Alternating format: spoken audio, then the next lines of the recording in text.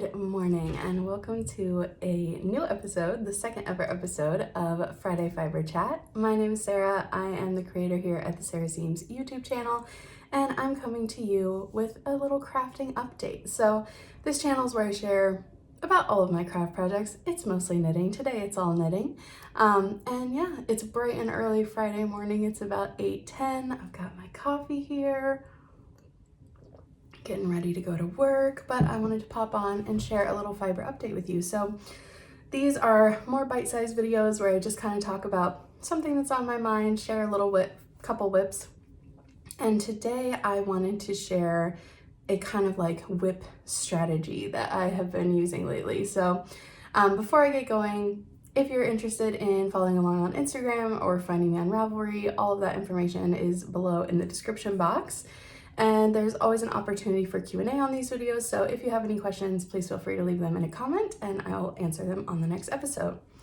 So I am a person who has a lot of WIPs. I currently have 13 active WIPs, meaning I'm working on all of them. So sometimes this can be a bit overwhelming. If you're someone who has a lot of WIPs, maybe you can relate. I tend to go through cycles a little bit, like I can't remember the last time I had fewer than 9 or 10 WIPs, to be honest with you, but I do go through phases where I get a little bit more focused on a project, or I really want to work on all of the different projects, but I do like variety in my knitting projects. So lately I've been wanting to make sure I'm giving a little bit of love to all of the WIPs, because I have found that having this many WIPs, if one sits untouched for too long, it can be a motivation killer for me, and then it tends to just go, sometimes it ends up getting frogged or I just lose the love for it. So lately I've been trying a new strategy. When I have time, like more than an hour of knitting time, which fortunately for me, I get fairly often, like on a weekend day, for example, if I'm having a lazy day at home and I know I want to knit most of the day or a lot of the day, my go-to strategy lately has been to work on my projects in like a 1 hour segment. So for example, how I like to mix this up, and I'll show you my projects, a couple of my projects as I'm going.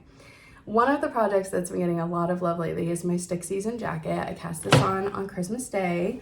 The pattern's by Rebecca Clow. And here's where I'm at, just as a little update. The body, the neckbands, everything's finished, and I finished the first sleeve.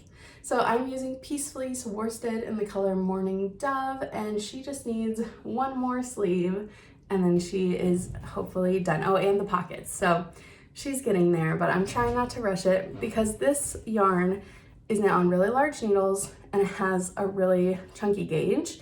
So this project is kind of the one that inspired me to start trying this like 1 hour segments strategy. So I can really only work on this for about an hour at a time before my hands start to hurt. So let's say I work on this one for an hour, then I put it down. Next, I would move on to a totally different project with a different weight needles.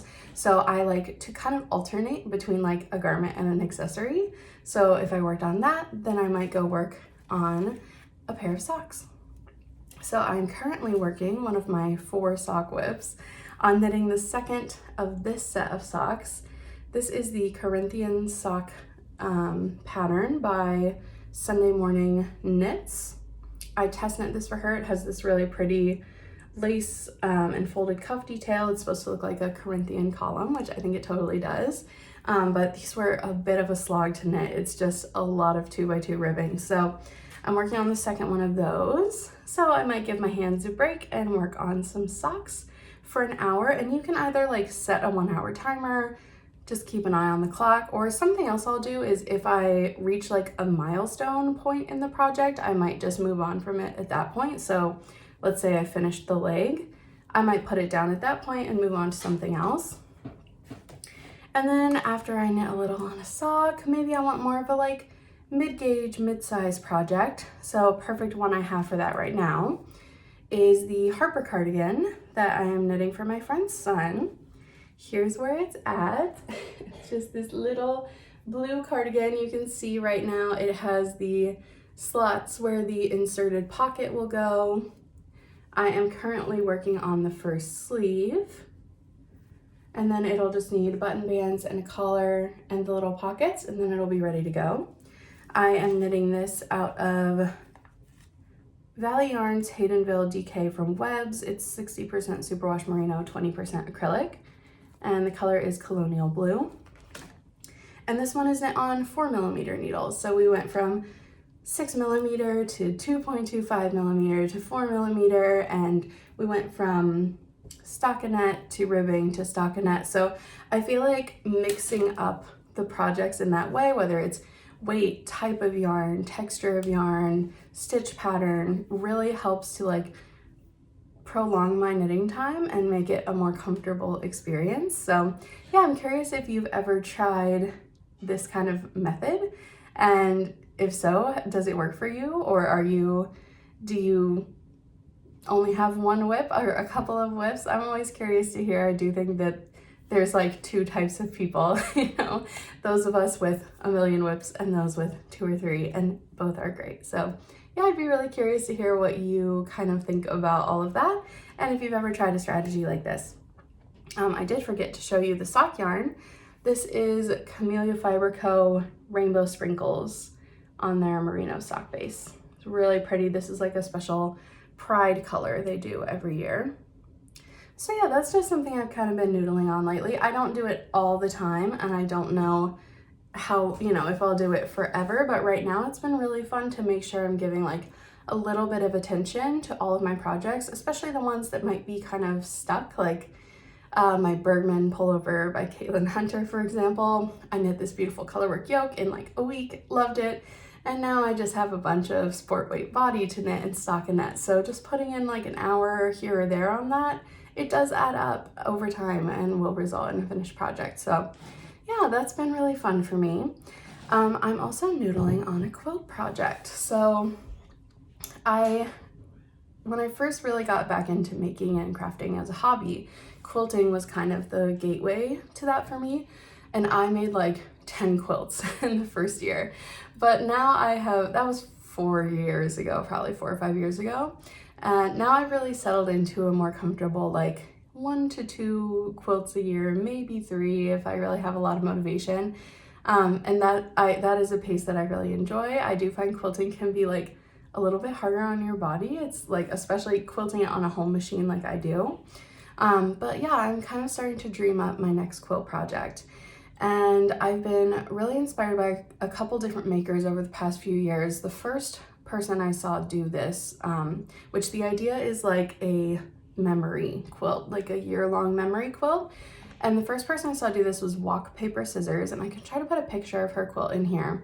But the idea is that each month of the year, you make one block, and she used applique for hers, which is probably what I'm gonna do as well.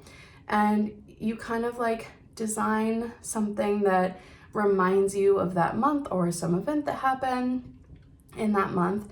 And then at the end of the year, you have 12 blocks, one for each month, and you put them together into a quilt that like tells the story of your year. And I've always loved this idea.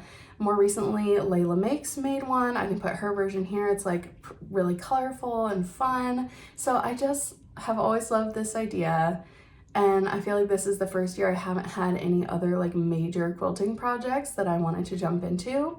So I'm gonna give it a try, and I'm really excited. So I already have some ideas for what I might do for January, but I will probably save those for the next episode. So that's pretty much it today. A nice little bite-sized episode. Next week, I think I'm gonna do a sock whip check-in. So I'll be coming to you with all of my sock whips for a little bit more nitty chat. And then the week after that, we'll have a regular podcast episode. So yeah, thank you so much for being here on this Friday. I hope you have a wonderful weekend full of lots of crafting and lots of crafty goodness. And yeah, if you enjoyed the video, please do all the YouTube things, like and subscribe. You can ring the bell if you want to be notified when the next Fiber Friday chat is out. And yeah, until then, I will see you next week. Have a good weekend. Bye.